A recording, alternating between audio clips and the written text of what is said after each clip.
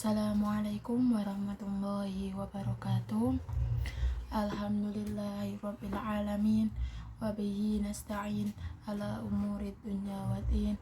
Assalatu wassalamu ala asyrafil anbiya'i wa imamil mursalin sayyidina wa maulana Muhammadin wa ala alihi wa sahbihi ajma'in, amma ba'd.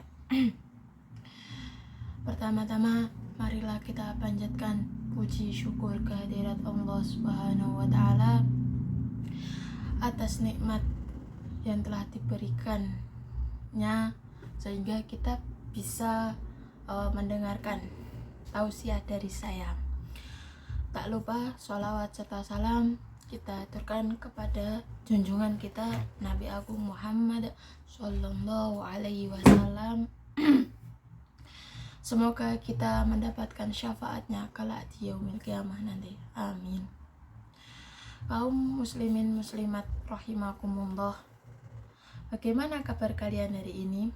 Semoga kalian selalu dalam lindungannya dan semoga sehat selalu. Nah, teman-teman semuanya, di sini ada yang tahu sabar itu apa? Ya, bagus. Sabar itu ketika kita ingin marah tetapi kita bisa menahannya. Lalu ketika kita mendapat musibah seperti sekarang itu kan musibah banjir yang ada di mana-mana, kita tetap sabar, kita optimis, kita agak marah, kita agak ngeluh, dan yakin bahwa semua itu pasti ada hikmahnya.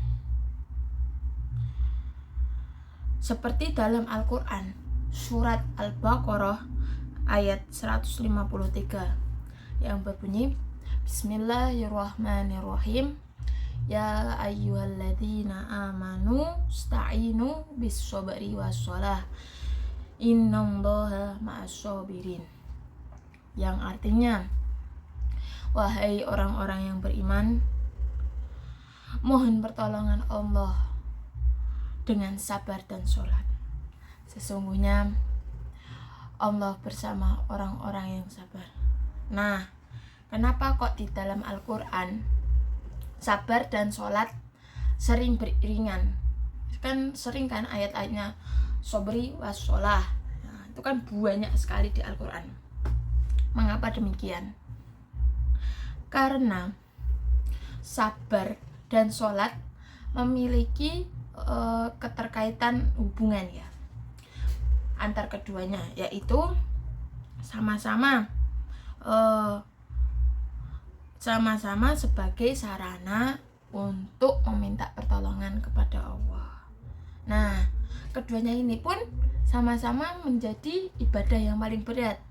Ada yang tahu kenapa? Ya benar, sabar itu ibadah yang paling berat hati. Ya seperti contohnya tadi, ketika mendapat musibah, namanya juga manusia ya kan, mesti pengen Rasulullah ada, pengen marah, pengen kecewa, nyesel, semuanya campur aduk itu mesti ada. Nah, tapi ketika kita sabar, kita mampu menahan rasa Rasulullah tadi, kita mampu menahan rasa marah tadi, maka semuanya akan biasa saja, akan enak gitu. Seperti itu. Ya wajar ya juga, namanya manusia pengen Rasulullah itu ada. Tapi kita harus bisa menahannya. Sebisa mungkin kita harus menahannya. Ketika kita sudah bisa menahannya, apa yang bisa kita dapat? Yang bisa kita dapat yaitu hikmah dari Allah, rasa ketenangan hati, rasa tentram. Ya kalau dipikir-pikir lagi, buat apa kita marah, buat apa kita menyesal, buat apa kita Rasulullah, atau semuanya tetap kayak gitu. Kalau kamu marah mau Rasulullah kayak apa, kan tetap yang namanya banjir juga tetap banjir ya kan. Nah seperti itu. Lalu yang kedua yaitu sholat. Kenapa sholat sama sabar itu ada hubungannya? Karena sholat juga termasuk ibadah yang berat yang ada di dunia, ke dalam kehidupan nyata ya. Kalau sabar tadi kan ibadah berat yang di hati, kalau sholat itu ibadah berat yang di kehidupan nyata. Kok bisa? Nah, contoh saja ketika kita akan melakukan sholat subuh, mesti rasanya kan berat banget, apalagi buat bangun, ya kan, rasanya berat banget, kayak ada yang ganduli ya matanya. Nah, seperti itu. Tapi kalau kita terbiasa, kita mampu untuk bangun sholat subuh, maka semuanya akan enak, akan terasa ringan. Seperti itu. Ya, tidak hanya sholat subuh saja, seperti sholat-sholat lain, misal sholat duhur, asar, maghrib, isya, itu sampai kan ada lagunya ya kan. Sholat duhur masih kerja, sholat asar di jalan, sholat maghrib kecapean, sholat isya ketiduran, sholat subuh kesiangan. Nah, seperti itu. Tapi kalau dibiasakan semuanya akan terasa ringan. Lalu pada akhir ayat tersebut yang innallaha ma'as-shabirin itu menyatakan sesungguhnya Allah bersama orang-orang yang sabar.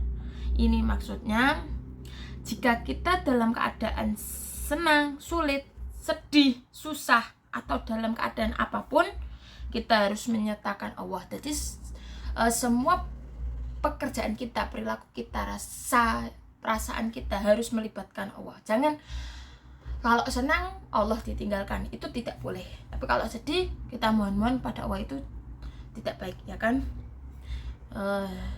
Dan yakinlah bahwa Allah senantiasa akan selalu menolong kita. Sudah ya, sampai sini dulu teman-teman. Semoga yang saya sampaikan dapat bermanfaat buat teman-teman semuanya. Wabillahi taufik wal hidayah. Assalamualaikum warahmatullahi wabarakatuh.